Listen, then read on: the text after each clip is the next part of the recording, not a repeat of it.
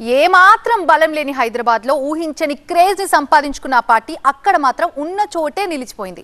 ఎన్నికలు వస్తున్నాయి పోతున్నాయి, బట్ ఆ జిల్లాలో వలస నేతల బలమే తప్ప సొంతంగా ఎదిగిన దాఖలాలు లేకుండా పోయాయి.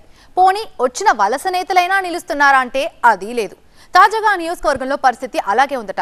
ఇంతకీ ఇదంతా దేని గురించి అనుకుంటున్నారా? అయితే ఈ స్టోరీ చూడాల్సిందే.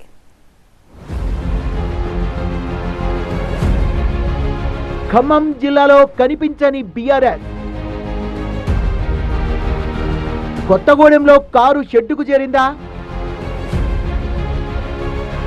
ఇంటికే పరిమితమైన వనమా?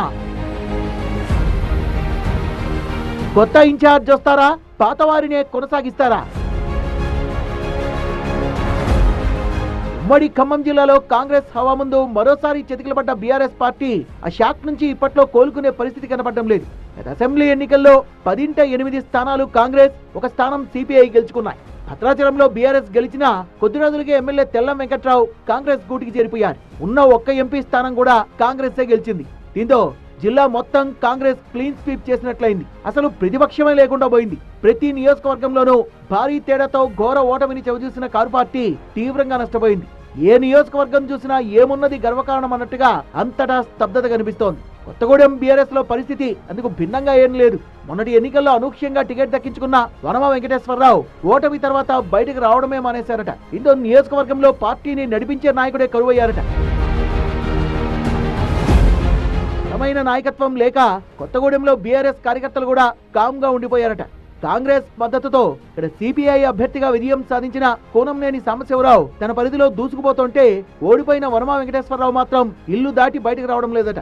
గతంలో కాంగ్రెస్ నుంచి ఎమ్మెల్యేగా గెలిచి బీఆర్ఎస్ లో చేరిన వనమ వెంకటేశ్వరరావు తన కుమారుడు రాఘవ వల్ల పెద్ద అప్రతిష్టను మూటగట్టుకున్నారు. పార్టీలో రాఘవ అతిజోక్యం, తండ్రి అధికారాన్ని అడ్డం పెట్టుకుని చెలరేగిపోవడం బీఆర్ఎస్ కు మైనస్ అయ్యాయి. తన వేధింపులతో కుటుంబం ఆత్మహత్య చేసుకోవడం రాష్ట్ర వ్యాప్తంగా అప్పట్లో సంచలనం రేపిందని చెప్పాలి. కేసులో రాఘవ అరెస్ట్ అయి జైలుకు కూడా వెళ్లడంతో పార్టీ అతన్ని సస్పెండ్ చేసింది. ఈ పరిణామం జిల్లా బీఆర్ఎస్ ను కుదిపేసింది. రాజకీయంగా సీనియర్ అయిన వనమ వెంకటేశ్వరరావుకు ఇబ్బందికర పరిస్థితుల్ని తెచ్చిపెట్టింది. చెప్పాలంటే వనమాకు టికెట్ రాదనే ప్రచారం జోరుగా జరిగింది. వనమా పనైపోయిందన్న వాళ్ళు ఉన్నారు. కానీ తామొకటి తెలిస్తే హైకమాండ్ మరోటి తెలిసింది అన్నట్టుగా వనమాకే మళ్లీ టికెట్ ను కన్ఫర్మ్ చేశారు కేసీఆర్. ప్రత్యర్థికి అదే బలంగా మారిందన్నట్టుగా వచ్చింది ఎన్నికల ఫలితం. సిపిఐ అభ్యర్థి సాంబశివరావు చేతిలో భారీ ఓట్ల తేడాతో ఓడిపోయారు వెంకటేశ్వరరావు. ఆ తర్వాత మళ్లీ బయటకు కనిపించలేదు ఈ మాజీ ఎమ్మెల్యే. వయోభారం, అవమాన భారం రెండూ కలిసి ఇంటికే పరిమితమయ్యారట. దీంతో నియోజకవర్గంలో చాలా మంది బీఆర్ఎస్ నేతలు అధికార పార్టీ వైపు వెళ్లిపోయారు. మరికొందరు అజ్ఞాతంలోకి వెళ్లారు.